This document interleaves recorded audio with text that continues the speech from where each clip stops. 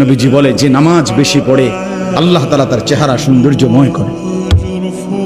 যার নামাজ যত বাড়বে তার চেহারার নুরানিয়াত সৌন্দর্য তত বাড়বে।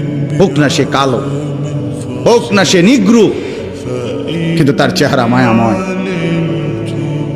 বেলাল তো ছিল কালো, আল্লাহ তাআলার কাছে দামি।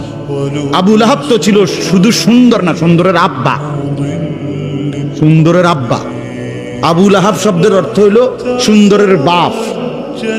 আবু লাহাব একবারে টকটকে সুন্দর ছিল, বেশি সুন্দর ছিল আবু লাহাব। আবু লাহাবের নাম আবু লাহাব না, আব্দুল উজ্জা,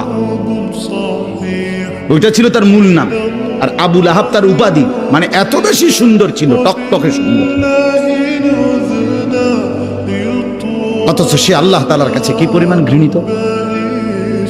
কি ভাই, বেলাল কি পরিমাণ প্রিয়, কি পরিমাণ প্রিয়।